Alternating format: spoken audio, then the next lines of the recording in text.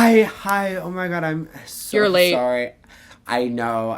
It's just so much traffic this morning. I don't have to tell you, right? But oh my God, every morning it's like green light, nope, red light, and I'm disappointed constantly.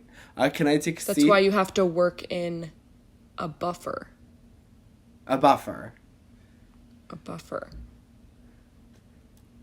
This is good. This is helpful. All right, take a seat, Caitlin. Let's get started. So, okay. I'm not Caitlin. I'm Tyler. Caitlin is on her way. She is also running late. She's running a little bit later than me. So she wanted me to go ahead to just kind of get the reservation, make sure that the appointment time doesn't flit away, and yeah, and I'll be here until she gets here, basically. I'm like holding the table for her, I guess you could say. Yeah. So she wanted to avoid the $20 cancellation fee. Yes, because I believe the fee runs if you're later than 15 minutes, it's considered a cancellation. And Right. So I got here 13 minutes or so into the session. I'm holding it for her now, and she should be here any minute now. So yeah. But you can All give right. me. I know that it's gonna cut into your guys' session time, so if there's anything you want to like pass on to me, I can pass it on to her. Obviously. Well, why don't you record it on your voice memos so that she can hear it from me? Okay. I already was actually, so that's perfect. Okay. So you're gonna have to. You would have to tell me that you're recording before you start recording because it's illegal to just record people without their. It's knowledge or actually not consent. illegal. Actually, that's a misunderstanding. But no, in like civil code, it's completely fine as long as you're not using it for. Like, Well, I don't libelous operate on reasons. civil code. I work on military time. I also did notice that the appointment starts at 1500, which was confusing for both of us because we know clocks. Let's do a little thought experiment. What's 12 plus 3? What's 12 or what's 12 plus 3? Is the What's question. 12 plus 3? 15. 15. Radio. What's 15 minus 12? 3. So it's 3 p.m. 1500. Military time minus 12. Your civilian bullshit. We end up with 3. Sorry, I didn't mean to curse. That's okay. That's bad of me. No, I have to put money in the swear jar. Give me a second.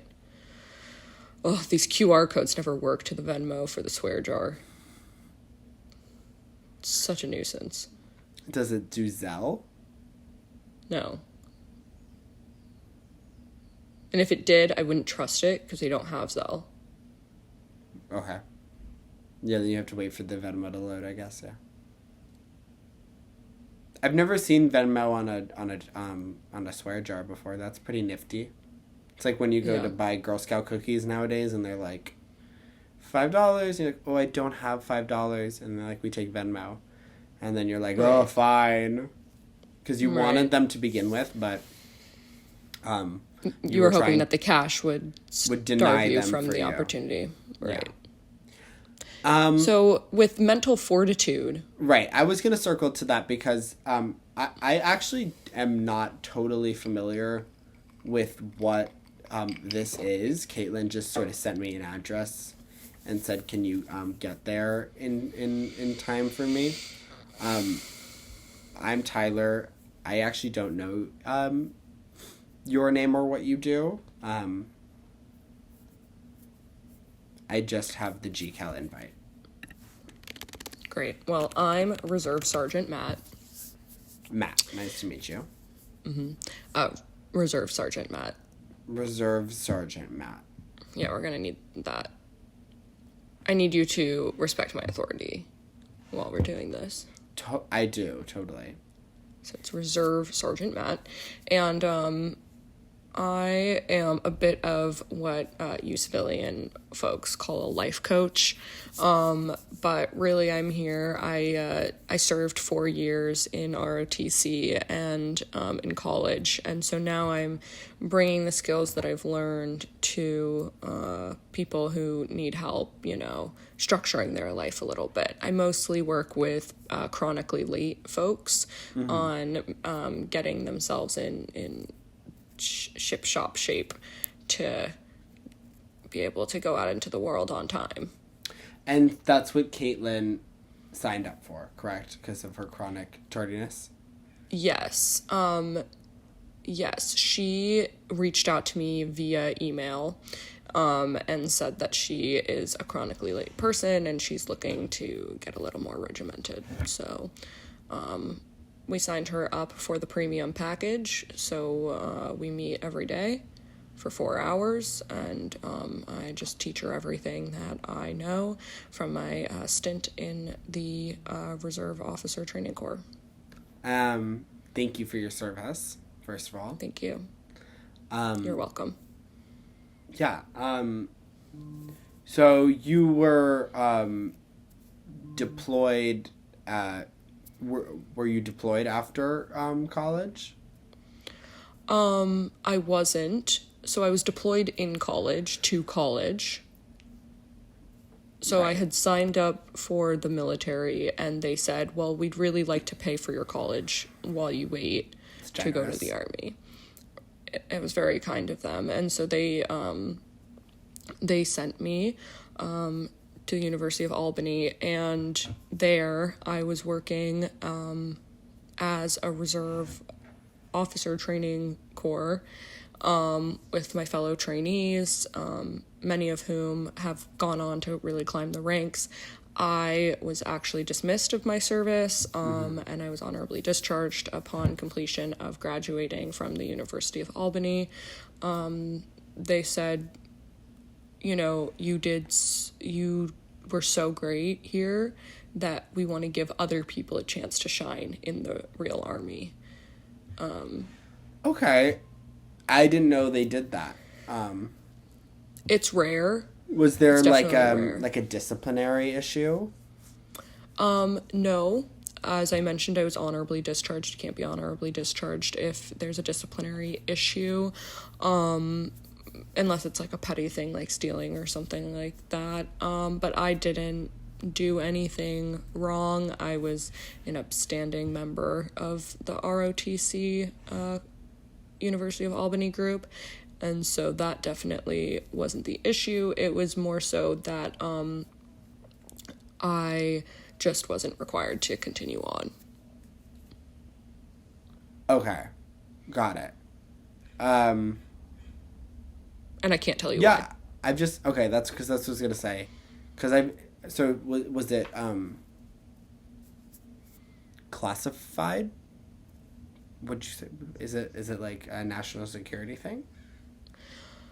I would like to say that it is, because that would make it...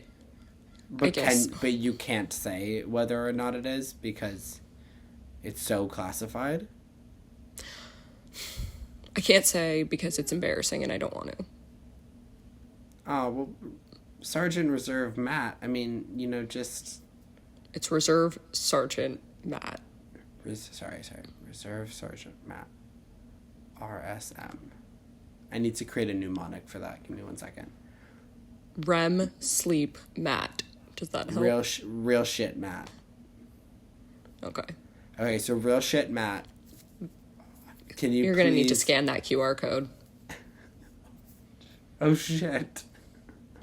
Twice. I actually said it 3 times. Okay. Well, thank you for being honest. It's an important part of being in proximity to the military. I'll put in the message SHIT. Okay. There you go. $3. Thank you. So real stuff, Matt. What was I going to ask? I guess I was hoping that the mnemonic was so that it would help you remember to say my name correctly, not that you just came up with a new nickname for me. Well, I thought Reserve Sergeant Matt seems so serious, especially considering like you weren't actually in the military. So it's like one of. Well, I was in the military. I was in the training portion of it, and they didn't feel the need for me to move forward with them at that time. Did you say like an oath? I said morning prayers. Or like even the Pledge of Allegiance? I don't know that one. I haven't memorized it. It's okay. You should create a mnemonic for it. That's not a bad idea. Okay, well there's really no reason Master Sergeant to be embarrassed by Reserve Sergeant. Right, sorry. Reserve Sergeant Matt, there's no reason to be embarrassed by whatever ended up happening. And honestly, like, I think I would feel more comfortable, like, bringing my friend here to work on her tardiness if I knew, like, what it was that got in the way of you and, like, serving our country. Like, Caitlin's very patriotic, and I think, like me, we both just want to make sure that you didn't do anything honestly potentially traitorous or seditionary. I would never do that. That's But you that's understand like where thing. we're coming from, like as consumers of your product, Yes. patients. Even I think we're owed a little bit of clarity on the subject. I would say probably. Okay, fine, but only because I believe in patient-doctor confidentiality am I telling you this. Completely, so that I'm going to be confidential about the information you, the doctor, gives to me, the patient. Yes, exactly. Confidentiality is a two-way street. Like consent. Right. So would you like to tell me, Reserve Sergeant Master? It's reserve. Sorry, Sergeant Reserve. It's fine. Whatever. Let's move on. Fine, I'll tell you, but I'm only telling you this because I feel very close to you. Yeah, I feel really close to you as well. Okay. Let's not get gushy with it. Okay, sorry. Matt. Okay. During my stint at the University of Albany, when I was deployed and serving there, Right. I mistook my position in the Army for already having commenced. Totally. So when we would do football games against, for example, University of Rochester, our greatest enemy, I assumed we were at war with the University of Rochester. You weren't on the football team. I was not on the football team. I was in the Reserve Officer Training Corps. Right, and in the context of this battle, so to speak, you were in the stands. So I was actually a sniper on the roof of the stadium. Completely. And, I got into a little bit of hot water. I can imagine that would tend to happen, yeah. And when I tried to explain to the University of Albany's disciplinary board that it wasn't, that I was actually protecting them, right? That I was in the right and they were being ridiculous, because if I hadn't been positioned there, who knows what would have happened to our boys on the field. I was just being a good teammate, like I thought we were all supposed to be. But unfortunately, that day I was discharged from the University of Albany, and the Reserve Officer Training Corps felt that I was no longer needed for true military service because my sniper positioning was so poor that they felt that I probably wouldn't be helpful in the Army. In combat. But you would still consider this an honorable discharge? It was very honorable, yes, because they said to me, you took initiative. You were a strong presence up there. However, when you connected to those cables and you slowly lowered yourself onto the field, Right. you alerted the enemy to you. And not only the enemy, but the higher-ups. And good soldiers follow orders. Right. I stepped a bit out of line. I took things on my own shoulders. And I suppose it was just it was too showy of a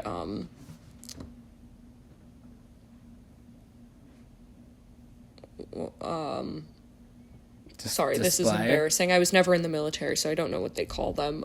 What do you think it's called? Oh, fuck, you're frick, you're a civilian. I need that Venmo real quick. Yep, I'm on it.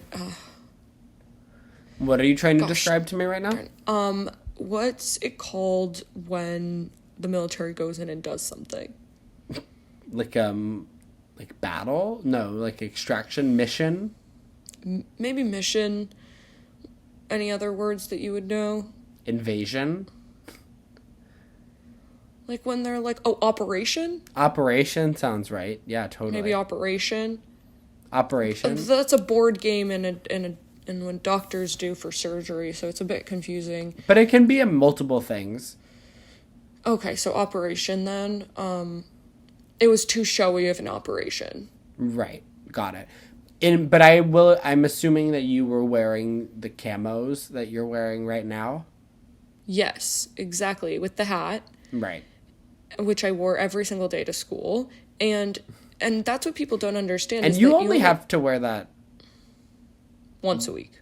Right, but you opted into wearing it every single day. Every single day. Because again, like, to me, this wasn't training, this was the real thing. Right. And I assumed, right, that because I was deployed to the University of Albany, I was supposed to be loyal to the University of Albany. I'm not a traitorous person. I take my jobs very seriously, and so I wanted to, look like an upstanding member of the Reserve Officer Training Corps. As I walked around on campus, I wanted to be a presence for somebody who was maybe feeling a little bit nervous and wanted some help, that they would know that, like, the guy in the camo, who they probably couldn't even see, honestly, yeah, was there to help them. Because this entire room is sort of olive green color. So you are blending in better than I think I would have anticipated, actually. Yes. And Thank you for noticing that. All the fake jungle foliage as well, it does really contribute. Thank you. I'm practicing right now in case they ever need to call me up. And there's a mission like in a jungle. That's what I'm currently working on. I was doing a desert before, but it was getting kind of sweaty in here, so I wanted to switch it up and do a jungle theme. Yeah, the misting is quite nice. Thank you. Do you like the audio track of the animals making sounds? Ooh, it's fun. Ooh. It's like honestly, like, coming into the strip mall here, I do remember I was like, oh, I think I've been here before. I realized it was a rainforest cafe. Yeah, that's what so I kind of move around when I'm looking for different spaces to do reenactments of like future potential situations. And so, right, like biomes. I learned that one in military science class, actually. It's good. You took a lot of the classes. But this one, I mean, there were a ton of requirements to be in the reserve army. Once you tell me about this, I want to hear about some of those requirements. Just totally to table that for later. Yeah, and I'm willing to do that with you. But yeah, I kind of go around, and so previously, like I mentioned, I was at a desert biome that was actually previously had been a heated yoga studio. So that was kind of nice. It was already sort of in that, like, it was hot in there, sandy colored walls. It was already yeah, exactly. It was already pretty heated, and then I wanted to switch things up. I saw that this rainforest cafe was going under, and I just kind of came and hopped on that. I think that the old skating rink I think it's there's a foreclosure there. So you could, if you're looking for anything Arctic themed, that could potentially be good, I think. That would be great, actually, because I'm trying to do, like, the biomes of every continent. And, you know, I've been out of the Reserve Army now for a good 40 years. And so I'm sort of running out of continents. So that's a good idea, because I haven't done any training for Antarctica yet. Yeah, I mean, I guess you're, like, almost always in continent, right? Like, inside of a continent? Yeah. Then yes. It's exactly what I am. And I'll say it proudly. Can you? I am incontinent. Continent. I am incontinent. That's good. You have to wear it with pride. I mean, I I was wondering. Sorry. Case of the giggles.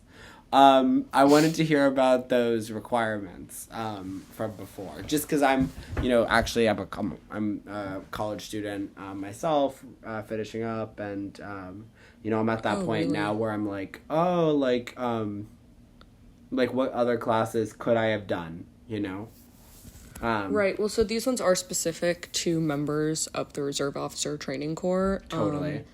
So these are, ones that are especially made for us. So we would do weekly leadership labs.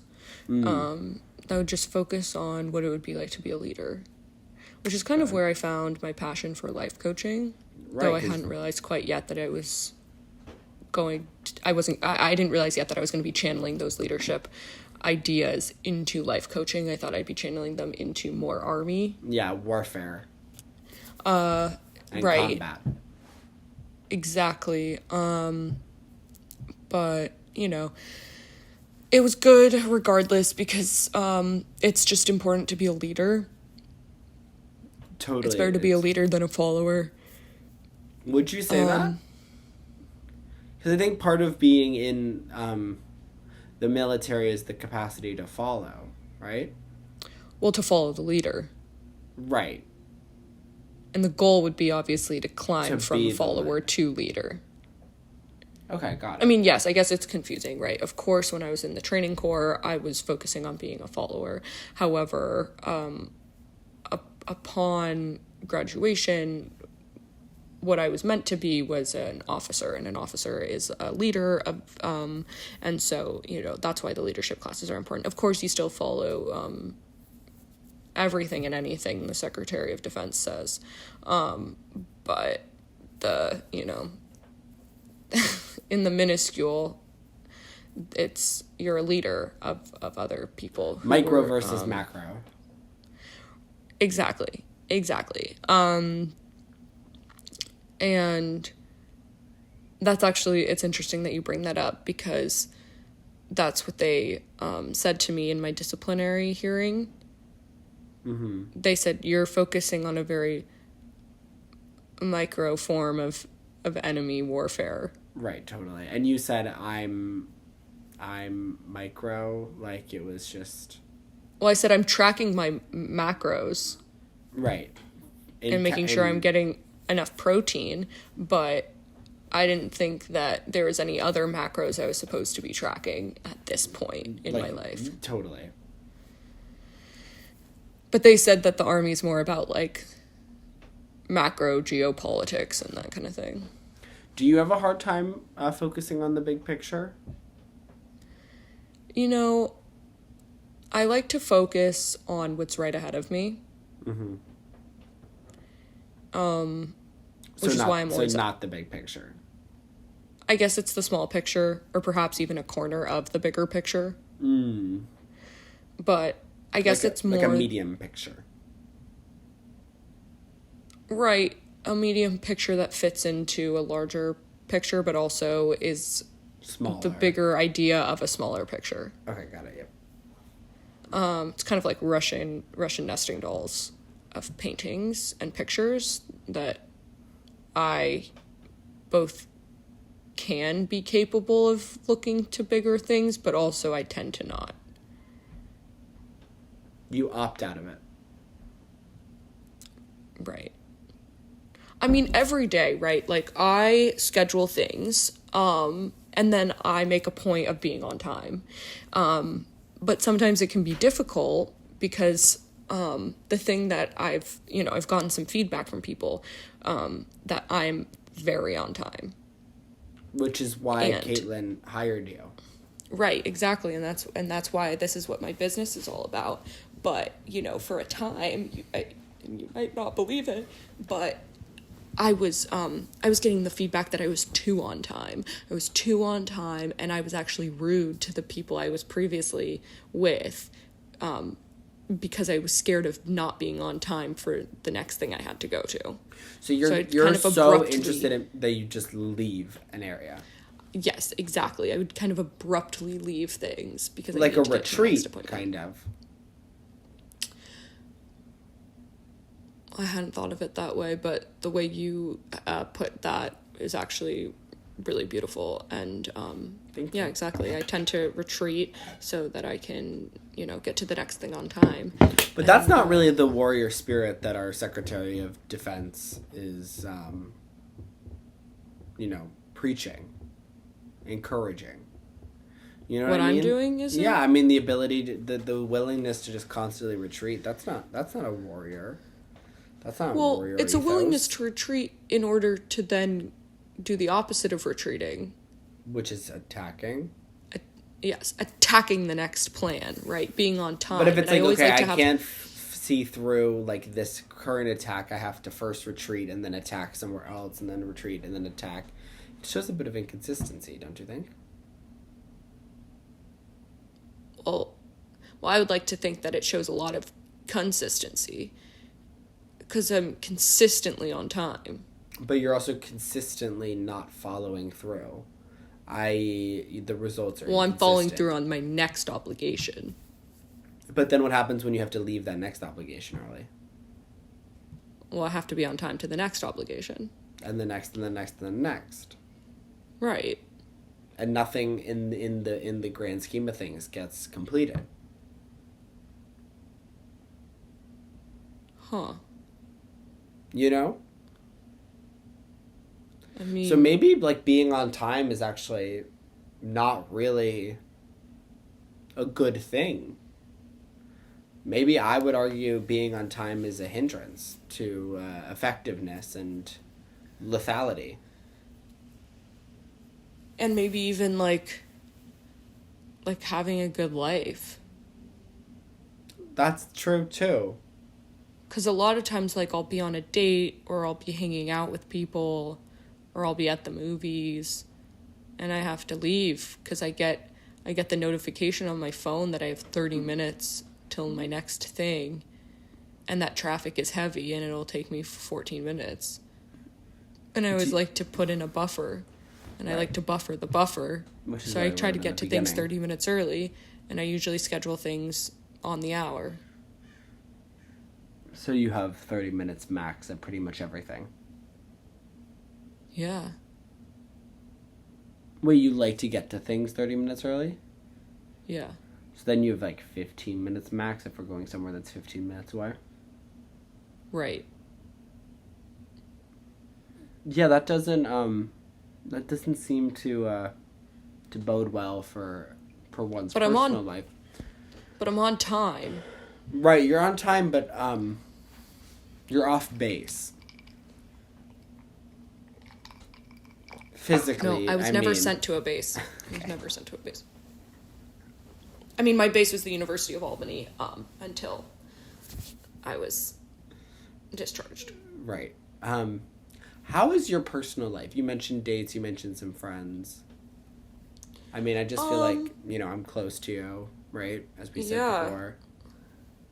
I mean, I guess I'm gonna have to invoke doctor-patient confidentiality again, because this is embarrassing. But you're my closest friend. Oh wow. I guess I have And- been here for just about 30 minutes now, which I mean, that has to be the longest conversation I've really had since being deployed to the Reserve Officer Training Corps when I was 18 years old. And how old are you now again? I'm 6'2".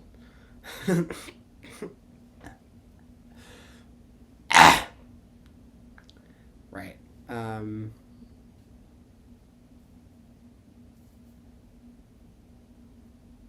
Yeah, that's difficult.